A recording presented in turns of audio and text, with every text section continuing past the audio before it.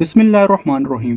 پیارو دوستوں، میں ہوں محمد ابراہیم اور اب تمام دیکھنے اور سننے والے دوستوں کو السلام علیکم۔ دوستوں، کسی بھی عہد یا سلطنت کا خاتمہ اچانک نہیں ہو جاتا۔ اس زوال کے پیچھے ہمیشہ سیاسی، معاشی اور معاشرتی وجوہات ہوتی ہیں، جنہیں بر وقت پہچان کر ان کا حل نہ نکالا جائے تو یہ مسائل دیمک کی طرح اندر سے کھوکھلا کر دیتے ہیں اور ایک دن بظاہر عظیم نظر آنے والی سلطنت زمین بوس ہو جاتی ہے۔ سلطنت مغلیہ، اس کے ساتھ بھی یہی سب ہوا، لیکن اضافی طور پر ایک عرصہ ذلت اور رسوائی بھی مقدر میں رہی۔ سب سے پہلی غلطی سلطنت کے انتظامی ڈھانچہ کو وقت کے تقاضوں سے ہم آہنگ نہ کرنا تھا۔ پرانا نظام نئے دور میں عوام کو مطمئن نہ رکھ سکا۔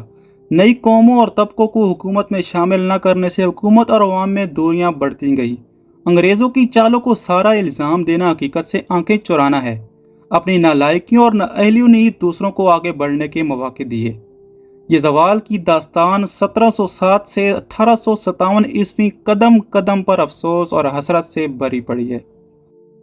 ہندوستان میں بہت سے مذہبی عقائد کے ساتھ لوگ اپنی زندگیاں گزار رہے تھے۔ اپنے بیشتر بادشاہوں کی سیکولر پالیسی کے برعکس اورنگزیب عالمگیر کا متشدد اور متعصب مذہبی رویہ زوال کی بنیاد میں اہم حصہ رکھتا ہے۔ بڑے بڑے عہدوں پر عالمگیر نے بھی غیر مسلموں کو رکھا، لیکن یہ بھی کافی ثابت نہ ہوا۔ اس سے پہلے تک شہزادوں کو گھوڑوں پر سوار رکھ کر میدان جنگ میں مصروف رکھا جاتا تھا۔ وہ سیاسی اور عسکری لحاظ سے مضبوط تربیت حاصل کرتے تھے، لیکن پھر اقتدار کے لیے سازشیں ایسی گہری ہوتی گئیں کہ کوئی اپنے شہزادے کو دارالحکومت سے باہر نہ بھیجتا کہ نہ جانے کب تخت حاصل کرنے کا موقع ہاتھ آ جائے۔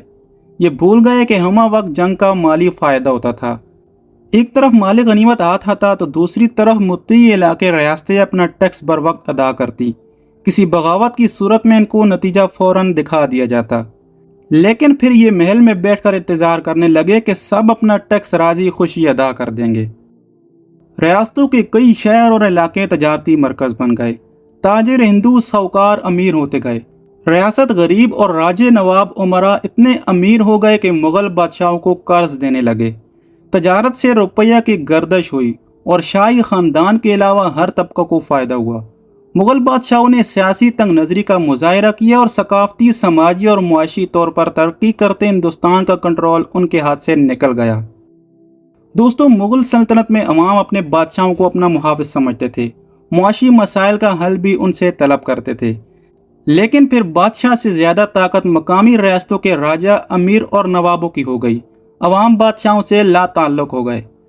معاشی حالات ایسے تھے کہ 1756 عیسوی میں جب احمد شاہ ابدالی نے حملہ کیا تو ریاست کے امیر عماد الملک کی فوج بھاگ گئی کیونکہ انہیں تنخواہ نہیں مل رہی تھی۔ نادر شاہ اور احمد شاہ ابدالی نے ہندوستان کی جمع شدہ دولت لوٹی اور ساتھ لے گئے۔ انہوں نے محلات اور دیگر عمارات میں بھی کوئی قیمتی چیز نہ چھوڑی۔ سلطنت کے حالات یہ ہو گئے کہ شاہی خاندان کی ضروریات، فوج کی تنخواہ، امراء کے اخراجات، مرہٹوں کو خراج، سب کے لیے ہر طرف چھینا چھپٹی کی جانے لگی۔ لوگوں نے دولت سے کاروبار کرنے کی بجائے زمین میں دبانا شروع کر دی۔ بے روزگاری بڑھ گئی، جرائم میں اضافہ ہو گیا۔ ایسے میں انگریز کی آمد نے لوگوں کو روزگار کے مواقع دیے تو عوام نے انگریزوں کو پاؤں جمانے میں بھرپور مدد کی۔ ابتدائی ادوار میں خاندان مغلیہ میں حکمران اپنے تخت کے دعوے داروں یا بغاوت کرنے والوں کو ان کے حامی امراء سمیت مار دیتے تھے۔ یوں مغلیہ خاندان کے ارکان کی تعداد زیادہ نہ تھی، اس لیے وہ ملکی وسائل پر زیادہ بوجھ نہ تھے۔ اس دور میں جنگ و جدل جاری رہا، مال آتا رہا، ریاستیں اور علاقے متحد رہے۔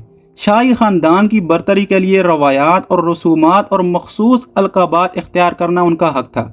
اس پر ہمسری کے دعوے دار خاندان بھی اس طرح پیدا نہیں ہوئے۔ شاہی خاندان میں روایات اور تقریبات بھرپور طریقے سے منانے کا رواج تھا۔ دربار کی رونقیں، درباری گویوں اور رقاصوں کو بخششیں عام روایات تھی۔ مجرم حسیناؤں کی اداؤں پر جاگیریں بخش دینے کی عیاشیاں بھی ہوتی رہیں۔ دوستو، ایک طبقہ جاگیردار بھی موجود تھا، ان کے ہاں خوشحالی تھی۔ ان نواب خاندانوں کا رہن سہن بھی شاندار تھا۔ بچے کی پیدائش سے شاہی خاندان کی طرح رسومات شروع ہو جاتی۔ ہر طرح کی رسومات کے علاوہ تمام تہوار نہایت اہتمام سے منائے جاتے۔ یہ سب بے پناہ مالی بوجھ بن گیا۔ سلطنت کی مرکزی فوج معاشی مسائل کے باعث آہستہ آہستہ کمزور ہو کر ختم ہو گئی۔ علاقائی امراء، جاگیردار اور نواب ہی فوج کے مختلف حصوں کی کفالت کے ذمہ دار تھے۔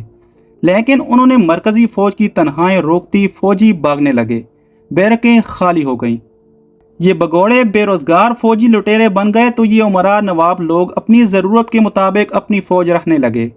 امراء کا اثر و رسوخ بڑھا تو پھر متوقع بغاوتوں کو روکنے کے لیے خاندان کو محلوں میں نظر بند رکھنے کا سلسلہ شروع ہوا۔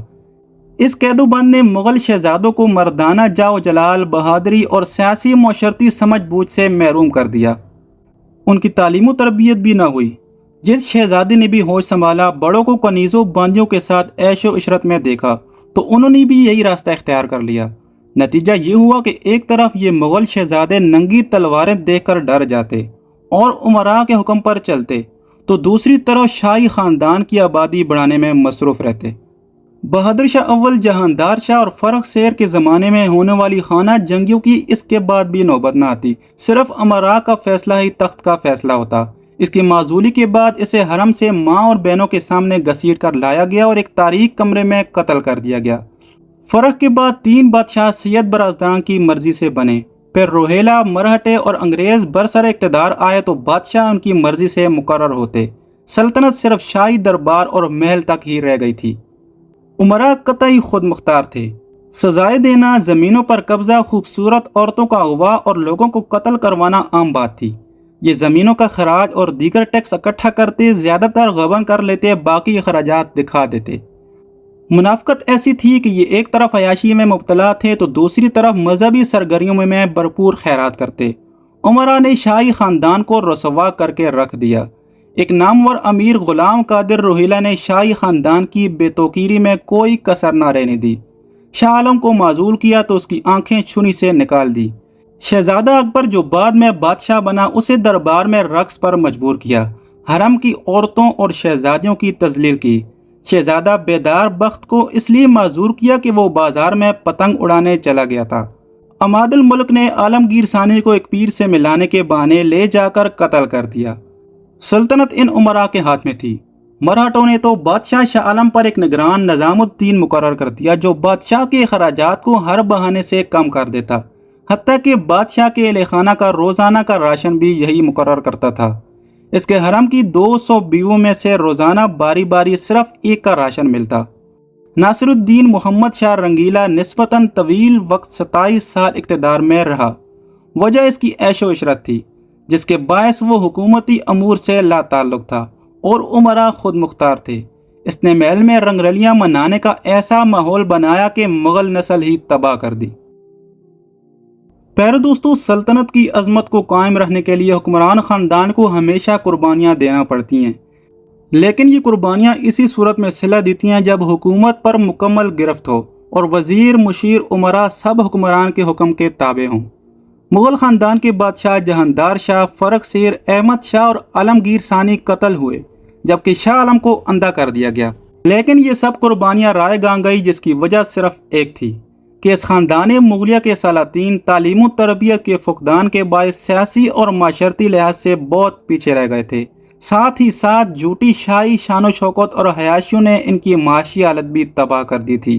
یہ زوال سلطنت مغلیہ کے عروج پر سیاہ دوئیں کی طرح چھا گیا اور سلطنت مغلیہ پر فخر ایک بھولا ہوا خواب بن گیا۔